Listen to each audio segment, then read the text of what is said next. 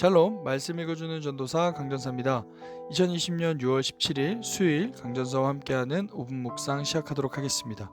오늘의 본문은 고린도전서 11장 2절부터 16절까지의 말씀입니다. 먼저 본문 요약을 보겠습니다. 11장부터 14장까지는 예배 상황과 은사에 대한 것을 다룹니다.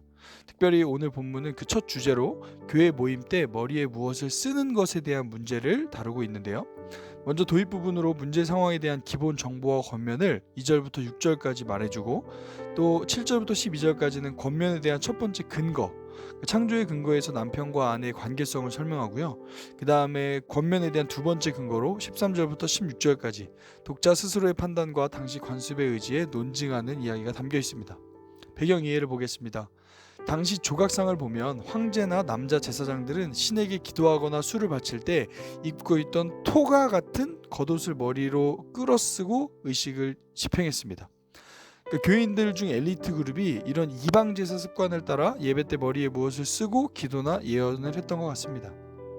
여자분들은 반대로 성적 자유를 주장하는 신여성 풍조의 영향으로 결혼을 했음에도 마치 미혼인 듯 머리에 천을 쓰지 않고 기도나 예언을 했던 것 같습니다.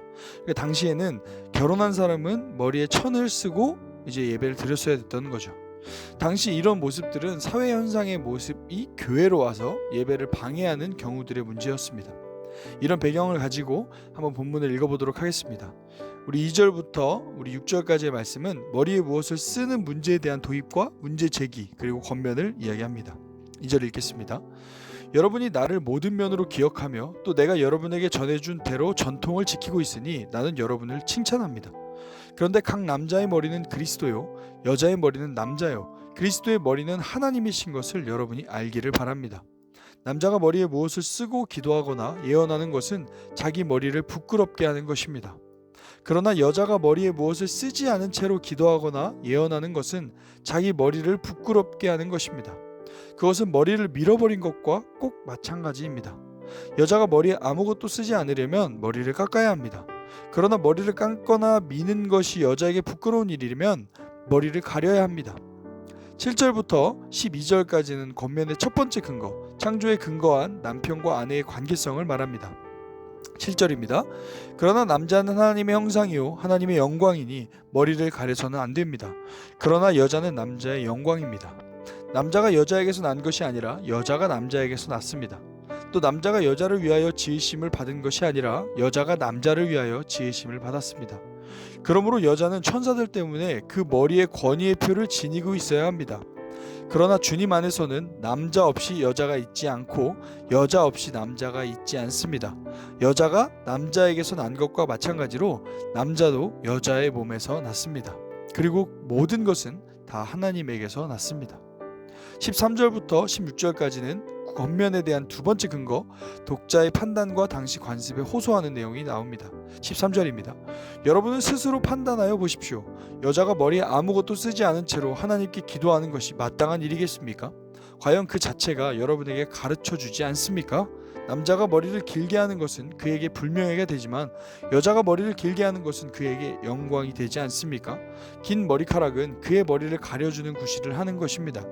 이 문제를 두고 논쟁을 벌이려고 생각하는 사람이 있을지는 모르나 그런 풍습은 우리에게도 없고 하나님의 교회에도 없습니다. 오늘 본문을 통해서 좀 살펴보고 싶은 게 있는데요. 오늘 본문은 조금 여러 가지 논란이 될 수 있는 내용이 나옵니다. 특별히 오늘 본문을 오해하면 교회는 남녀 평등에 반하는 가치를 가진 것처럼 느껴질 수 있습니다.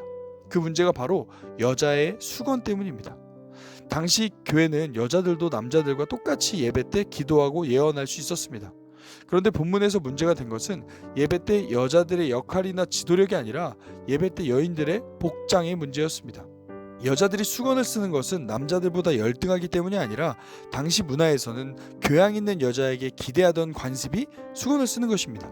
그런데 수건을 쓰지 않으면 남자를 유혹하는 상스러운 일로 간주되는 세상의 문화가 있었습니다. 그 상황의 문화를 이어받아서 이들은 그렇게 행동을 해야 하는 것이었습니다. 우리는 그리스도와 예수 안에서 자유를 얻은 자들입니다. 그러나 그 자유는 상대방을 배려하는 사랑 안에서 누릴 때 진정한 자유가 되는 것입니다. 그러므로 교회는 교회가 결정한 사항에 순종할 필요가 있었습니다. 오늘 본문은 바울이 구체적 예배 모범에 대해서 권면하면서 그리스도인의 삶의 태도는 사람들에게 복음의 증거가 방해되지 않도록 공적 예배 가운데 세상 방식이 아닌 하나님을 바로 섬기는 모습으로 하기를 권하고 있습니다. 이에 질문을 드리고 싶습니다. 여러분, 우리의 삶의 태도는 어떻습니까?